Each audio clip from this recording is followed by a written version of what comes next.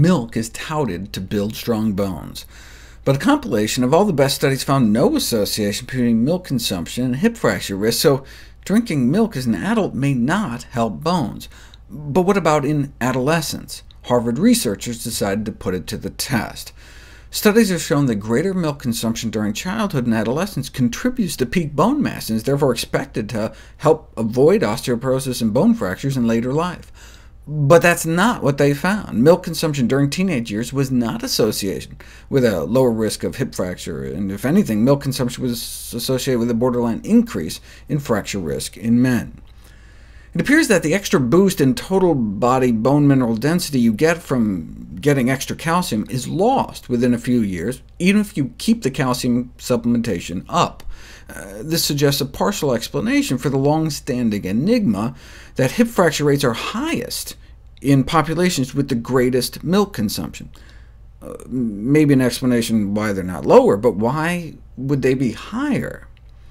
This enigma irked a Swedish research team, puzzled because studies, again and again, had shown a tendency of higher risk of fracture with a higher intake of milk. Well, there is a rare birth defect called galactosemia, where babies are born without the enzymes needed to detoxify the galactose found in milk, so they end up with elevated levels of galactose in their blood, which can cause bone loss even as kids. So maybe, the Swedish researchers figured, even in normal people that can detoxify the stuff, it might not be good for the bones to be drinking it every day. And galactose doesn't just hurt the bones. That's what scientists use to cause premature aging in lab animals. They slip them a little galactose, and you can shorten their lifespan, cause oxidative stress, inflammation, brain degeneration, just with like the equivalent of 1 to 2 glasses of milk's worth of galactose a day.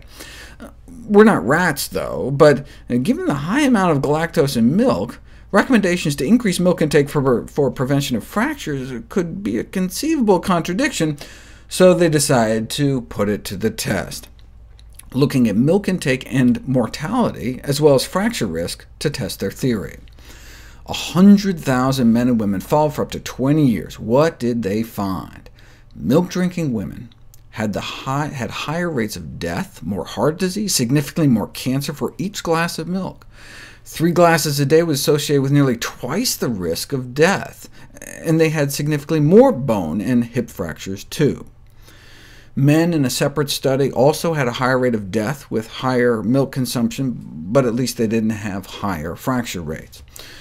So a dose-dependent higher rate of both mortality and fracture in women, and a higher rate of mortality in men with milk intake. To prove it, though, we need a randomized controlled trial to examine the effect of milk intake on mortality and fractures.